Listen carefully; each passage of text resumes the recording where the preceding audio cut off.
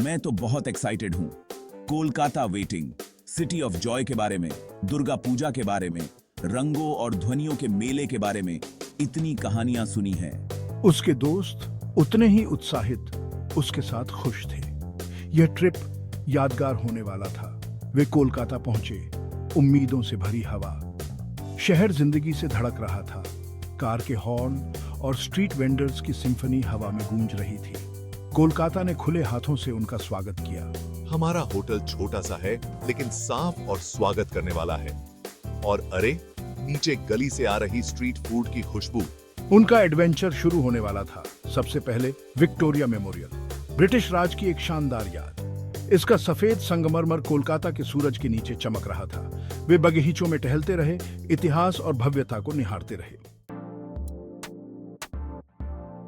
इसके बाद वे दुर्गा पूजा के रंग में डूब गए। हर कोने पर पंडाल सजे हुए थे, हर एक पिछले वाले से ज्यादा लुभावना।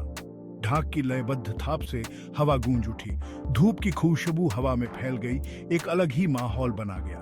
दुर्गा की मूर्तियां अपनी सारी शोभा में दमक रही थी, बस मन मोह लेती हैं। कलाकारी, शिल्प कौशल मुझे बोलती बंद कर देता है। उन्होंने भावनाओं की एक लहर को महसूस किया। यह सिर्फ एक त्योहार से ज्यादा था। यह आस्था का जश्न था, ह्यूमन भावना का प्रमाण था। थके हुए लेकिन उत्साहित, उन्होंने अगले दिन निक्को पार्क जाने का फैसला किया। पार्क हंसी और उत्साह से भरा हुआ था। जैसे ही सोनू वाटर स्लाइड के लिए लाइन में खड़ा हुआ, उसे अपने बगल में एक मौजूदगी का एहसास हुआ। हाँ, S4 पहली बार। लड़की मुस्कुराई, उसकी आंखें किनारों पर सिकुड़ गईं। वे बातें करते रहे, उनके शब्द पार्क की गर्जना में खो गए, लेकिन उनका कनेक्शन अनदेखा नहीं किया जा सकता था। वे एक साथ राइड्स पर चढ़े, उनकी हंसी पार्क में गूंजती रही। वाटर स्लाइड्स पर वे डर और खुशी के मिश्रण से चीखते रहे। हर साझा अनुभव के साथ उनका बंधन और मजबूत होता गया। जैसे जैसे दिन ढलता गया, मुझे निराशा का एहसास हुआ। मुझे उसका नाम तक नहीं पता। वह जाते हुए भीड़ में उसे ढूंढता रहा। उसका दिल डूब गया। क्या वह उसे खो चुका था? अगले दिन उन्हें कोलकाता से जाना था। हावड़ा स्टेशन पर लोगों की भीड़ के बीच सोनू ने उसे देखा। उसका दिल उछल गया। वह एक भारी सूटकेस लेकर परेशान हो रही थी। वह उसकी तरफ भागता हुआ गया। उसके ऊपर से राहत की एक लहर दौड़ गई। मदद करूं? उसने पूछा। उसकी आवाज लड़खड़ा गई। उसने ऊपर देखा। पहले तो चौंकी, फिर उसके चेहरे पर पहचान की एक किरण दौड़ गई। शुक्रिया, उसने धीमी आवाज में कहा। उसके गाल गुलाबी हो गए। किस्मत ने साथ दिया। उसकी ट्रेन का टिकट बाद के समय का था। उसकी ट्रेन जल्द ही निकलने वाली थी। उसने खुद को यह चाहते हुए पाया कि वह उसके साथ और समय बिता सके। मेरी ट्रेन छूट गई। उसने स्वीकार किया, मानो उसके मन की बात पियाच ली हो। वे एक ही ट्रेन में चरच गए। उनके दिल उम्मीद और घबराहट के मिश्रण से धड़क रहे थे। ट्रेन पटरियों पर दौड़ी, उन्हें कोलकाता से दूर ले जा रही थी। उन्होंने कहानियां साझा की। उनकी हंसी डिब्बे में गूंज उठी। उसे पता चला कि उसका नाम रिया था। उसे किताबें पसंद थीं, बिल्कुल उसकी तरह। उसे फोटोग्राफी के लिए एक साझा जुनून का पता चला। हर गुजरते पल के साथ उसे उसके साथ एक अटूट बंधन का एहसास हुआ। ट्रेन यात्रा जारी रही। पहियों की लयबद्ध थिरकन उनकी बातचीत के लिए एक सुखदायक पृष्ठभूमि संगीत थी। उन्होंने अपने सपनों, अपनी आकांक्षाओं के बारे में बात की। उसने पहले कभी किसी के साथ इतना सहज महसूस नहीं किया था।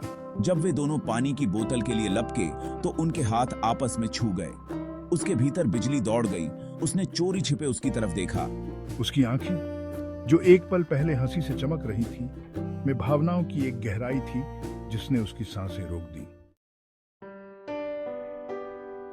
जैसे ही सूरज ढलने लगा, डिब्बे में लंबी परछाइयां पड़ने लगी। उनके बीच एक सुखद चुप्पी छा गई।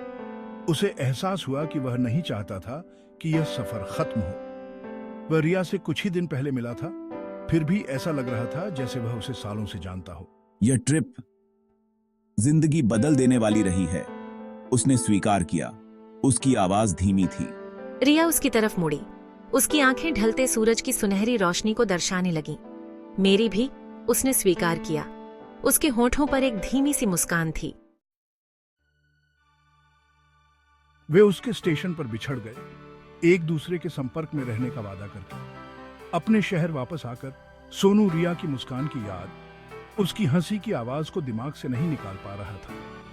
वे लगातार एक दूसरे को संदेश भेजते रहे। उनकी वर्चुअल बातचीत तड़प और उम्मीद से भरी हुई थी। उसने खुद को कोलकाता की अपनी अगली यात्रा की योजना बनाते हुए पाया, उसे फिर से देखने के लिए उत्सुक।